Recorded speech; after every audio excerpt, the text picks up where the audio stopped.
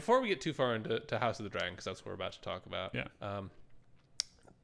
The actor who plays Kristen Cole is actually getting harassed on social media. I know. I saw that a couple of weeks ago. Yeah. And first of all, it makes me upset, but it also doesn't surprise me. It doesn't surprise me because nerds are extraordinarily bad at separating the actor from the character they play. That doesn't actually exist in real life. Yeah. Like, this was a huge deal with fucking Rose Tico a couple of years ago. It's been a huge issue with a bunch of other actors, and now it's in House of the Dragon. Yeah, and the thing is, like, the Rose Tico thing was different because a lot of that was about her race and everything, which isn't good. Which is disgusting. It's disgusting.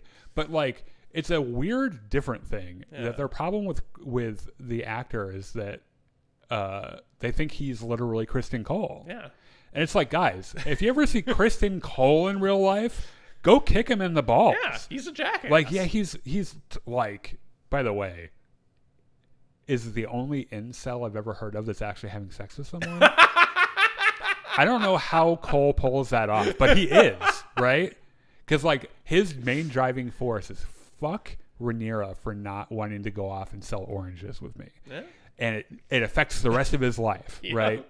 Like, That's a woman his spurned him, and Yep. he's, It's his entire motivation for the Yeah. rest of his life. If you see his actor, Say, hey. thank you for such a blindingly good performance Yeah. that it made me hate that character. Because that's what it is. Yeah. He's a brilliant actor, and he sells the part so well. It's just like the guy that plays Otto Hightower. Yeah. You're like, oh, He's a huge Otto asshole. Hightower. But he's such a good actor. Yeah. I don't know. It's I could go on a rant about The show this. is just full of really good actors. I don't know. My faith in the human race has all but evaporated. Yeah. It's like we've had a good run. It's time for the humans to end.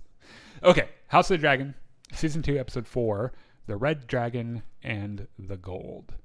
Fucking epic episode title. Mm-hmm.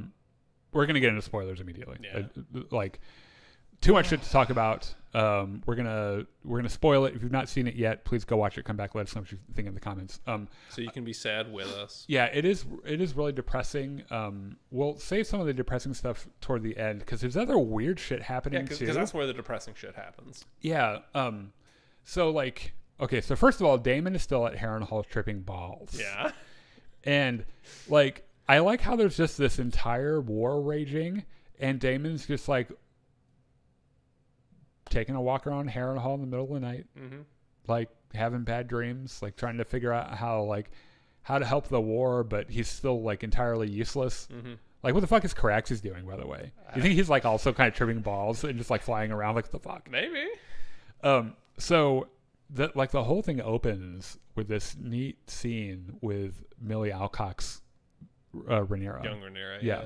And like, Daemon is walking around the Red Keeping, comes into the throne room, and it is a shot for shot parallel to when Rhaenyra meets Daemon for the first time, except for Daemon is sitting on the throne. Yeah. She's the one walking in, and he's the one that comes down and talks and everything. And he just cuts her fucking head off. Yep. So, like, he can't understand her at first. She's, Someone turned the treble down on her Yeah. voice, and like you can't understand what she's saying. and for a fact, she's also speaking High Valyrian this whole time. Right. And so he's like, you know what? Fuck this. He just cuts her head off. Because she's like insulting him and shit. Yeah. It cracks me up that, like, after her head plops on the floor, she's keeps just still talking. Yeah. She's like, that won't get me down. I'm a Targaryen. I have the blood of the dragon. So Simon Strong wakes him up, and he's like, you have another voicemail from your wife. She says to come home. And he's like, no. Why do you think I came out here? Yeah. It is weird to me that Daemon keeps seeing visions of Rhaenyra, but he only sees her as that younger version.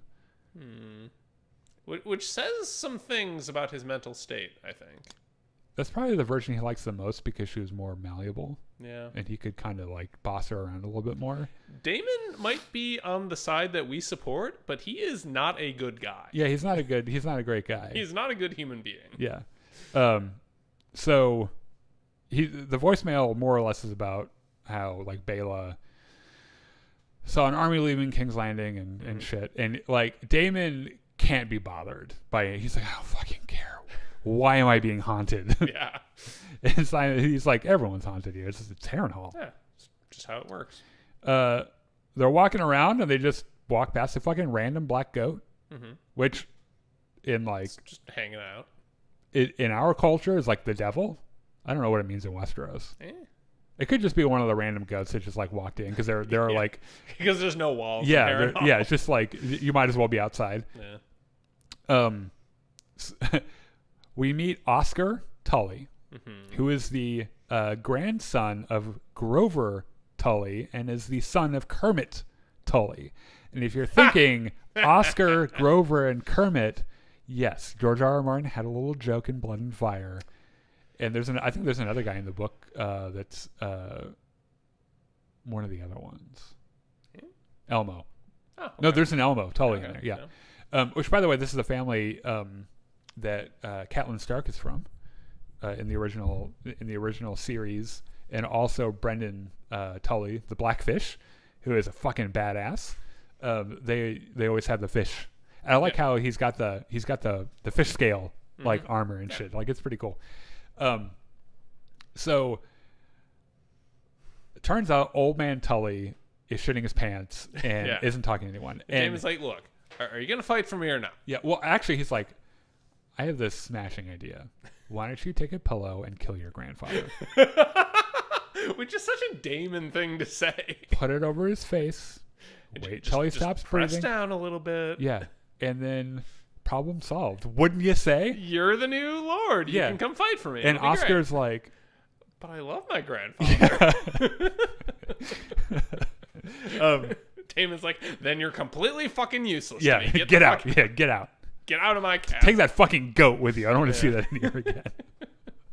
So I think he actually makes some sort of fish joke. Like he calls probably. Yeah. Rhaenys visits Corlys and Driftmark, and she meets Alan, who I think they've more or less like soft confirmed that he's one of Corlys's bastards. Yeah, that's what I took from it. Okay. This is a masterclass. Not saying that anyone needs to learn this lesson.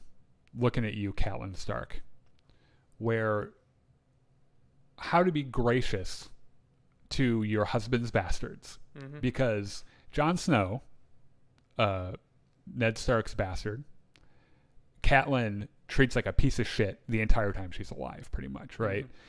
And of course, it's not Jon Snow's fault, but for some reason, she thinks it is. Rhaenys is entirely opposite of this, right? She seems like she might be a little disappointed at Corlys about it, but she was like, he saved your life. Like, this guy, you should be honoring him. Also, he's kind of hot. Yeah, he looks like a young you. Like, goddamn. Like, the exact words she uses are, I did not know you were so comely. You must have had a beautiful mother. Yeah. And, like, she touches his face and shit. The implication being, I know who your dad is, by the way. He's my daddy, just in a different way. No. She is the top in that relationship. Oh, you're right. But she's like, you shouldn't be hiding him fucking, below the tides or whatever. Like, put that boy to work somewhere visible. Like, give him a proper thank you. Make him your heir, maybe? Yeah. So they get a letter, I think, right? It's like Bela, who's like, mom or grandma and grandpa, Rhaenyra's not here, and the Black Council's going insane, and I don't know how to deal with it. Neither does Jace. Can you come here and please? We need an adult. Yeah. And so they're like, oh fuck, I guess we're going to Dragonstone. Gotta sort out the kids' mess again. Orwyle, the Grand Maester, brings Alicent some morning after tea. And I like how she's like, it's not for me, it's for a friend. And he's like, bitch, I know it's for you. Don't fuck with me. I will make sure the lady gets it. Yeah. And he's like, yeah, okay. He's like, you're the lady. Yeah. Also, this might make you shit your guts out. So just saying, if you need a Pepto-Bismol, let me know. The fucking nerve of this woman. Just the fucking nerve to be so pissy at Rhaenyra and finding out about the moon tea and her pearl clutching. Just the fucking gall of this woman. So, Bela is giving a report to the Black Council. And, like, the one belligerent dude it's like, well, you should have fucking burned Cole and his army. And she has this really good clapback where she's like, well, the next time you're out there with your fucking dragon, you can. And he's like, oh yeah, I don't have a dragon. That's right. Yeah. So Rhaenys and Corlys show up, and they're like, okay, Mom and Dad have arrived. Everyone chill the fuck out. Yeah. Now, where are we on the war? Yeah, and like one of them's like, oh, the council is rudderless, and she's like, well, I've come with a rudder, so everyone calm the fuck down. By the way, Rhaenyra is still missing. No one knows where she is. At Duskendale, Cole has earned another victory in his little campaign that he's running not to impress Alicent, to spurn Rhaenyra, right? And he demands everyone swears for Aegon. Fucking bend the knee. Yeah, of course, Lord Darklyn is like, fuck you. Yeah, and fuck your white cloak, by the way, that you shouldn't be wearing because you're a piece of shit. And he took that personally. Took that very personally, and he cut his head right off. Yep. And then in fairness, he was planning to cut his head off anyway. Probably, yeah. But like, he's like, oh, I'm definitely cutting it off now. We find out that like, okay, so as he's walking away, someone comes up and says, hey, we got a letter for you. And he like reads it, and there's a nice shot of him like walking down the pier reading this while everyone in the foreground is like bending the knee to him. Yeah, what's the letter about again? Or is it maybe from Aemond's? I think so. I miss you, come back home. Maybe it's Alicent. I hate you, don't come home unless you want to fuck. Yeah, like all I have here is Larys, and all he does is jerk off to my feet. I don't know how to deal with this. Aegon is freaking out in King's Landing because Damon took Harrenhal, and Larys is like, okay, I'm from Harrenhal, and I don't even care. That place sucks. Which, by the way, there's no gold there. I took it all. Yeah, like it's all here. There's no money. Yeah, like if he wants to repair it, it's gonna take 1 billion years. Yeah, it's just gonna distract all him. Their money. Yeah, like it's like just let him. Yeah. And I can tell you from experience, he's tripping balls right now. Yeah. So I wouldn't worry about it too much. Aegon figures out that Aemond and Cole have been plotting the whole war behind his back. Yeah. And because Aegon's an idiot and Aemond isn't. Yeah, he is an idiot. The thing I appreciate about Aegon is that he's not like Joffrey, who was a psychopath who found literal sexual gratification in hurting other people, right? He's just psychotic. Aegon, I think, just wants to be loved and respected more than anything. Yeah. Because he doesn't get that from his parents like he should have, right? It doesn't make his actions good, but it's I think he's a more sympathetic character. It doesn't excuse them, but it explains him. Yeah. So Aemond talks to him in Valyrian. He's pretty much like, you're a fucking idiot, by the way, and why is your Xbox squad on the fucking Kingsguard now? Yeah, what the fuck's up with that? Yeah. And Aegon tries to answer. He does I can has hamburger in in High Valyrian, and Aemond doesn't say anything. He just like smirks. Okay, yeah. And everyone else is like, no one else speaks High Valyrian. What the fuck are they saying? So he says the one guy's name, I think, on the Kingsguard, and he's like, what is he saying? Yeah, this is bad for me. Are they talking about me? Also, those guys I think are just perpetually drunk. Yeah. So like, someone runs in there trying to kill Aegon, like they're just as likely to fall over and die, you know.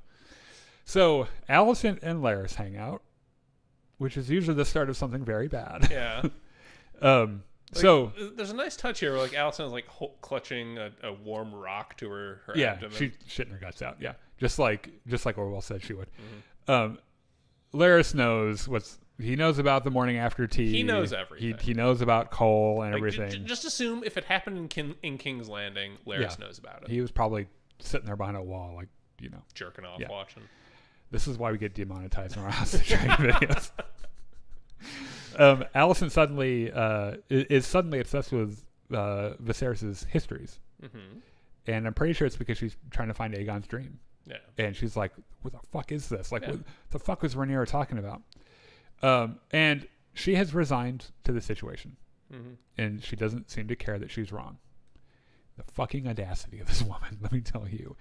She knows that this entire reign is built on a lie that she helped. Yeah. Like, I don't know how she continues. She might not be on the right side, but she is on a side, and I think at least in her mind, it's easier to just continue Status quo. Rather than because they're the ones in King's Landing. Yeah. So they are de facto the ones in charge. Damon takes another nighttime stroll through Harrenhal. He's following somebody. And from the back it looks like Aemon because he's got the like the same hair. Yeah, and the eye patch strap. Yep. He turns around and it's just Damon in an eye patch. And I saw this really funny meme that was like, so what happened here is that Damon didn't remember what Aemon looked like. So in his dream he just substituted his own face. I mean, they are kind of similar characters. Yeah. Oh yeah. So he wakes up and he's hanging out with Alice Rivers, who is a new character from the book. She's like a wood witch. She took the Maester's job. She's like, yeah, the Maester just fucked off like in the middle of the night. So now I'm in charge. Yeah. She's the bastard daughter of Lionel Strong, which makes her Larys's half sister. Okay. And now it totally tracks why she's so fucking creepy. Wasn't she in the previous episode? Like when? Yeah, she's the one that told Damon. She's like, "You're gonna fucking die here," and he's gonna be like, "The fuck? Citation needed." Also, the showrunners mentioned something about her being alive for like 400 years. Huh. Okay. So they talk about shit, and she's like, "Yeah, I'm a fucking witch, like big deal." And she mixes him a drink, and she hands it to him, and he's just like, I guess thanks? What? It's like he looks at it, and then the next shot is him drinking it in an entirely different setting the next day. Yeah. And he's like, "What? First of all, what is in that fucking cup? I would like some more because that was quite a trip." Yeah. Second off, who are you? Yeah. Turns out, by the way, he's talking to Willem Blackwood, who is that little boy in season 1 that just like murked that Bracken guy, right? And so he is like, look, I'm the head of House Blackwell until my nephew Benjicott comes of age, and then he'll take over. Yeah. And Benjicott Blackwood is who everyone thought was the kid at the beginning of the previous episode at the Burning Mill. That like the little psycho kid, like, or not little, but like the psycho, I guess, young adult, or whatever. The one who's pissed off about the rock. Yes. It's worth pointing out, neither of us have read the book, but from what the brief non-spoiler things I've heard about Benjicott Blackwood is that I'm going to love him. Okay. So I'm looking forward to that. And Damon sees the ghost of his late wife, Lena. And then like, he's like staring, like it's like some servant girl, and all of a sudden it's Lena, and she's like pouring wine, and then like, it's not Lena anymore, and it's just the servant who's like, the fuck is his problem? I don't like this. For some reason, Aegon keeps sitting in on these meetings. Yeah. And he's like, you guys are so fucking boring. I can't even. Yeah. I'm going home. I'm going home early. He goes to his room, and Alicent is like rifling through his shit. Yeah. And she's like, where are Viserys' books? And he's like, I got rid of them. Yeah. And she's like, of course you did. You fucking idiot. He's like, I didn't burn them. Yeah. I just threw them out. She's like, you didn't think to read a single fucking one of them? You stupid piece of shit. Of course not. I don't know how to read. Yeah. I can barely speak sometimes. She spends pretty much the whole time shitting on Aegon. Yeah. She's like, I don't love you. I never loved you. Neither did your father. Let's see. The council doesn't respect you because you're a fucking idiot. Do you have any idea how much trouble we went through to put you on that throne? Like, just fucking sit there, look pretty, and enjoy it. Yeah. He heartbreakingly says, what would you have me do? Asking the question of, how can I get you to love me? Like, how can I do the right thing? And her fucking cold response is, do nothing. Do absolutely fucking nothing. Just sit there, let us fight the war for you. We'll have you that crown secured on your head. Yeah. You don't have to do anything. You fucking idiot. The audacity of this woman.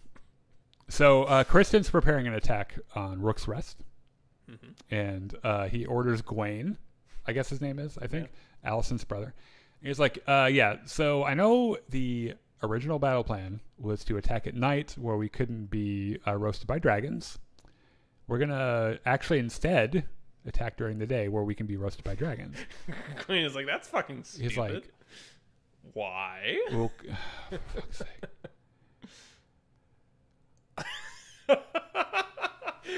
Question. What if we don't want to be roasted by dragons? It's like, do you want to die? Like, I don't understand. And which was interesting because he did want to die in the first season. He was going to kill him, or he's going to go to the Backstreet Boys reunion tour, or unalive himself. And Allison was like, "Hold on a second. Yeah, you belong to me now." So he's just like, you know what? I'm not arguing with my sister's fucking side piece. I'm just not doing it. Rhaenyra comes home. She's still in her nun's garb. Yep. But Jace meets her at the door with his arms crossed. He's like, "Where were you, young lady?" And she was like, "I was hanging out with Bela." And Bela's like, "No, you weren't. I was here the whole time." It's like, fine. Yeah. I went to King's Landing and hung out with Allison. Yeah, she's like, "Oh yeah, I went to King's Landing and talked to Allison." And there's you did what? There's like a pregnant pause, and then Jace is like, "Why? Why?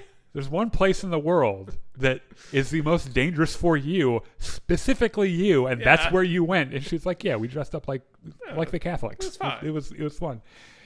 So Jace is just like, "Oh my god," and their dynamic, by the way, is so much different because Jace and Rhaenyra love each other very much, and Rhaenyra is a good mom. Unlike Alicent, fucking Alicent, the gall of this woman. So Jace is like ready for some action. He's like ready to get the thing started. Like they're attacking Rook's Rest. Fucking send me out there on my dragon. I'll burn them all. Yeah, it'll be great. Rhaenyra's like, "No, I'll go." And everyone's like, "Why?"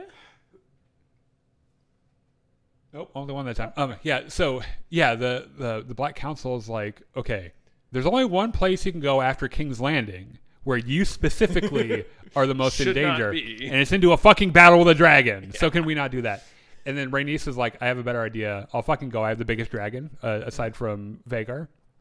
Who is stuck in King's Landing defending that because, otherwise we could send in dragons to burn it to the ground." Yeah. So I'll just go and take care of it, and everything will be great. And if you've been paying attention, they've been getting they've been getting us to love Rhaenys and Corlys a whole bunch.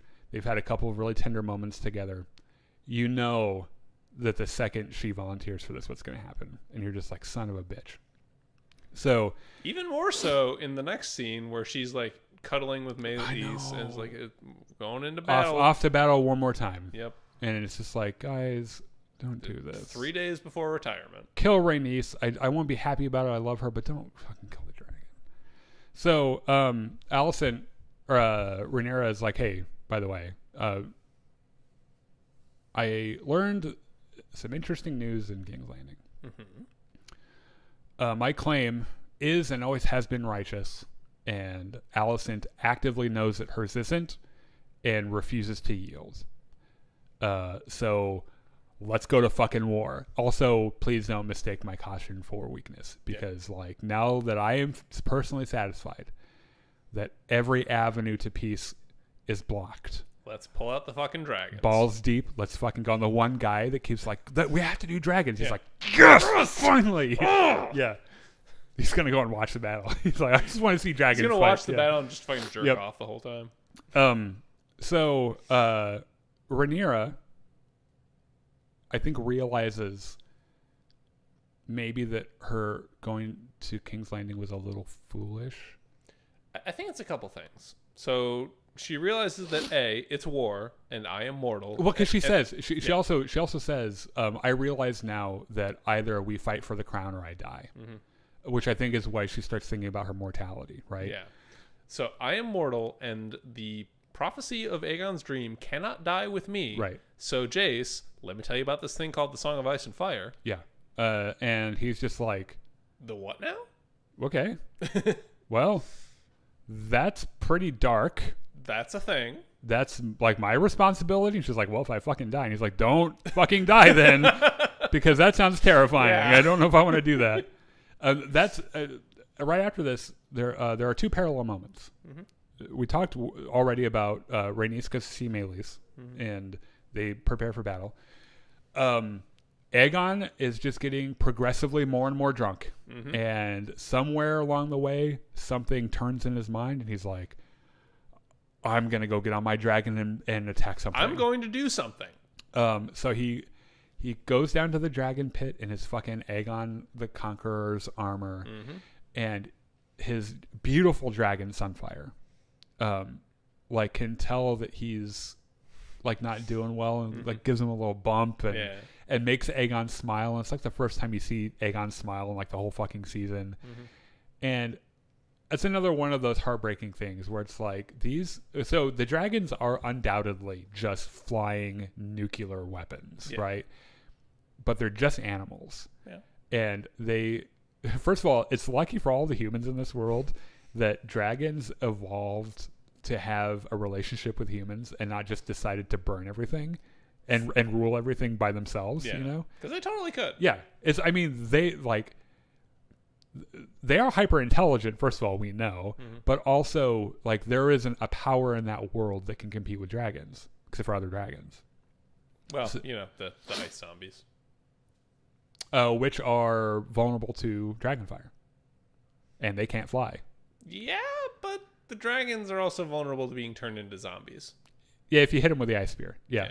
And it turns out that the Night King is immune to dragonfire. So some mutually assured destruction there. Yeah. So he's gonna go drunk drive to fucking battle. Don't drink and fly a dragon. Yeah, because like he like takes off from the dragon pit and he's like oh god. And I also like how much of a doofus he looks. He's got his helmet, but like his little crown over it and everything. He's like, I'm a big boy.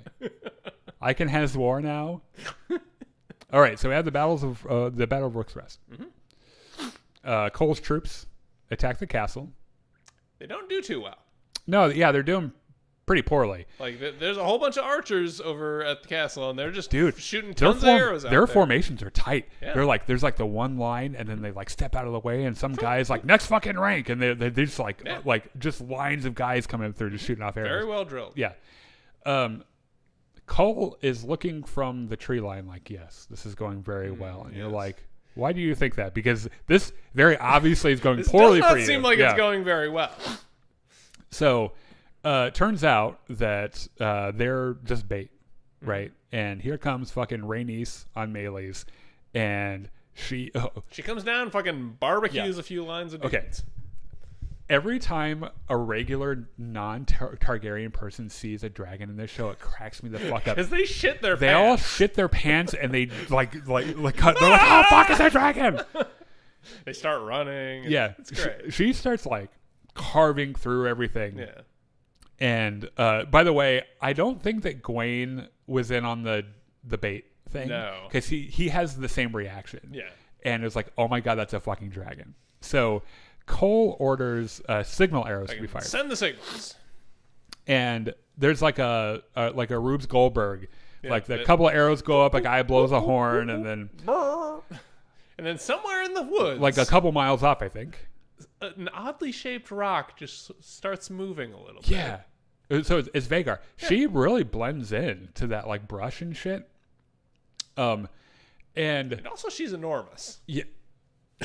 Yes, and it's like it is the most obvious a little bit here in a couple seconds. But so they hear the horn blast. Fucking Aemon's like, all right, let's fucking go. Yeah. He looks up and he sees his idiot fucking brother like swerving, like swerving on the fucking road with Sunfire. And then he tells Vhagar, he's like, you know what, go back to your nap. Let's give him a few minutes. Vhagar does exactly what both of my dogs do when they decide to take a nap. They just plop down and they go, right? Is like I even after this after this episode, it's not Vhagar's fault. Yeah. Like none of this shit is the dragon's fault. I don't think. It's funny how humans just corrupt every fucking thing, and this is why we can't have anything nice. Yeah. So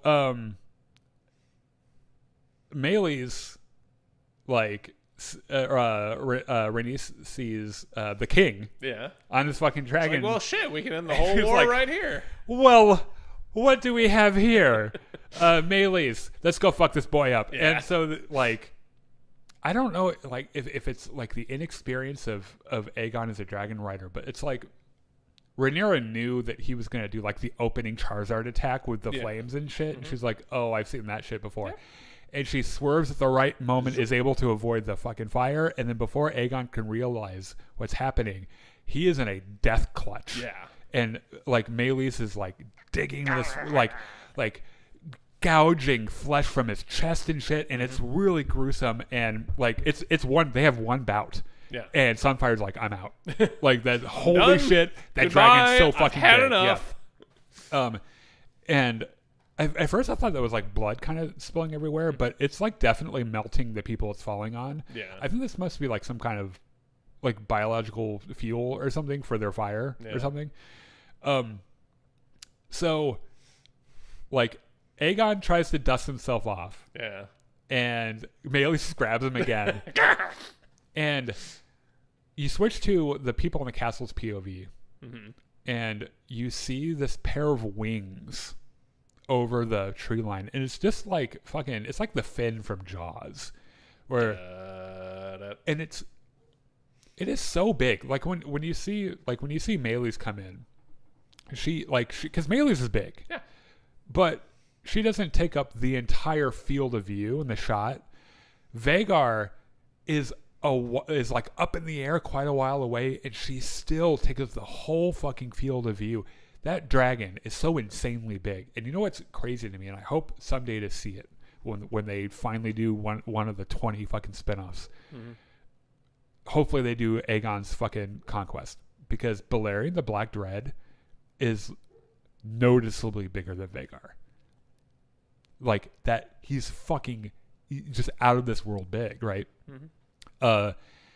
Rhaenyra or Rhaenys is like, oh look, it's Vhagar. What? It's Vhagar. Yeah, and so he's like, okay, we had a good run. Yeah. I'm going home now. Aemond realizes what's happening to his brother, which by the way, fucking Aegon's like, oh, thank God my fucking brother's here. And Aemon's like, don't thank me fucking yet, asshole. First action is to make Vhagar breathe fire on both of them. Yeah. Purposefully. Yes. So this is an assassination attempt, right? He's making his play. Yeah. And he, I think probably mortally wounds Sunfire. And they just fucking crash and explode, right? Yep. And thus starts this heartbreaking thing. Like, it happens too fast for Melees to react. Once Vhagar has you, it's done, right? Because she's so big, and like there's no way you can get out of it. They have a couple passes, and for a moment you think Melees might be getting away. Well, that's the thing. That's something I would like to point out, is that Melees is a little wounded by Sunfire, because like while she's distracted, he scratches a little bit. He like pulls a horn off or something. Yeah. He's like, I got a point. Melees is like, or you can tell Rhaenys is like, Dragonstone is not that far away, because Dragonstone's right across the fucking bay, right? And maybe, even though Melees is wounded, maybe she can get away, but Rhaenys is like, not fucking today. Like I either kill Vhagar and Aemond here, and the fucking king, by the way, or I die. And so she turns Melees around, I think probably knowing that it's like the odds are heavily stacked against her. Mm-hmm. And they have another bout. And I probably won't go into too much detail, because it really hurts me when like any of these fucking fake CGI dragons get hurt. Mm-hmm. But like Melees makes sure that she's looking at Rhaenys when she dies. And it just really rips your heart out. And Melees is killed and falls to the ground, and you can just see this realization with Rhaenys. It was like, I'm a fucking dragon rider. I die with my dragon. Yep. And just surrenders herself. Mm-hmm. And she doesn't really even seem that upset about it. I think probably Rhaenys' whole thing is like, I'm a Targaryen. This is what we do, right? And they both fucking die together. Mm-hmm. And they crash into the wall of the castle conveniently. You know that every Star Wars fan in the world watching this is like, we didn't see a body.